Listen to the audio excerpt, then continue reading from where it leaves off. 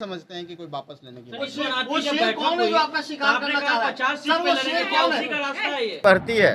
और यही है कि पत्रकार भी आज भागा भागी दौर में एक और जीताराम मांझी का आवास तो दूसरी ओर हम दिखा रहे हैं सीएम नीतीश कुमार का आवास। ऐसा क्यों?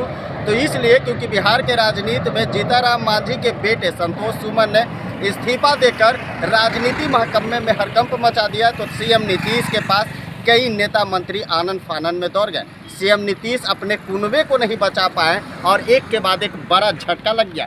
सीएम आवास पे हम मौजूद हैं, पत्रकारों का हुजूम है मांझी के पास। सीएम आवास के पास ललन सिंह, विजय कुमार चौधरी, मांझी और संतोष सुमन जब विजय कुमार चौधरी से मुलाकात की है, मुलाकात के बाद इस्तीफा उन्होंने दिया। इस्तीफा देने के बाद सीएम आवास आनन फानन में पहुंचते हैं विजय चौधरी और एक इस्तीफे को स्वीकार करने की बात की जाती है। तो वहीं जदयू के मंत्री लेसी सिंह ने भी साफ कर दिया कि इस्तीफा देने से जदयू का यानी महागठबंधन का कुछ बिगड़ नहीं जाएगा। अगर बात कर लिया जाए आरजेडी का, तो आरजेडी के शक्ति सिंह ने भी बड़ा बयान दिया और साफ देख सकते हैं तस्वीरें में हम आपको दिखा रहे हैं कि जो भी नेता मंत्री यहाँ पहुँचे हैं, जो हलचल है और इस हलचल के बीच में जिस तरीके से कहा जाता है। अब एक बड़ी खबर निकल के जो सामने आई है कि क्या मांझी फिर से एनडीए में जाएंगे, क्योंकि मांझी ने साफ तौर से कहा है कि सीएम नीतीश कुमार की नीयत ठीक नहीं है।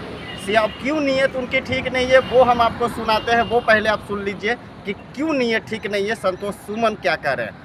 बात नहीं है, हम बहुत सोच समझ के हमने बहुत निर्णय लेके अपने पार्टी के कोर वर्कर से बात करके सभी सम्मानित सदस्यों माननीय विधायकों से बात करके डिसीजन लिया है। कोई एक दिन का ऐसा बचवाना डिसीजन नहीं कि एक दिन गए और रिजाइन करके चला है। तो सोची समझी बात है और इस पर कोई माने हम नहीं समझते हैं कि कोई वापस लेने की बात। देखिए, शेर कोई भी होता है, हिरन को तो शेर पकड़ने के चक्कर में रहता है। नहीं, शेर का नाम क्या ले, 1 2 3 कोई भी नाम ले सकते हैं। देखिए, इस पर हम कोई टिप्पणी नहीं करेंगे, लेकिन इतना ही कहेंगे कि हम अपने अस्तित्व बचाने के लिए का ये निर्णय लिया।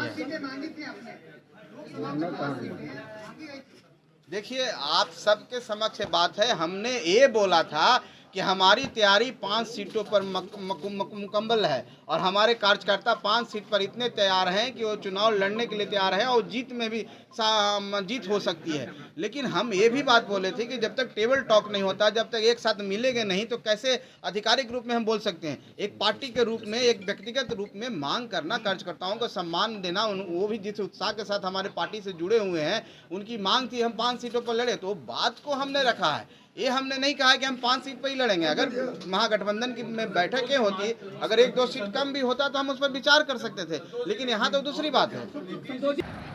तो आपने सुन लिया साफ तौर से। अब यहाँ देखिए जिस तरीके से सीएम हाउस के बाहर ललन सिंह मौजूद है अंदर और उसके बाद विजय चौधरी मौजूद हैं और तमाम जो कुनबे को बचाने का जो बात की जा रही थी। तो आप एक बात जान लीजिए, हर्ष क्या हुआ, जिस तरीके से सुधाकर सिंह के साथ हुआ, तो आप वहीं सुमन जी भी ने जो इस्तीफा दिया है, अब उसके बाद से बिहार की राजनीति जो गरमाई है और कहीं ना कहीं बैठ के चुटकी और आनंद लेते हुए नजर आ रहे हैं बीजेपी वाले। अब एक और इस्तीफा, दूसरी और बड़े बड़े एलिगेशन यानी बड़े बड़े आरोप भी लगाए गए। प्रेस कॉन्फ्रेंस किया गया संतोष सुमन के द्वारा और उन्होंने बड़े बड़े आरोप में लगाते हुए नीतीश कुमार की यानी नीतीश सरकार की पोल खोलते हुए नजर आए। स्थिति ये है कि यहाँ पहुँचे हुए हैं ललन सिंह और विजय चौधरी और क्या कुछ बैठक में निकलकर सामने आती है, कुनबे को कैसे मजबूत किया जाता है वो आप देखते रहिए।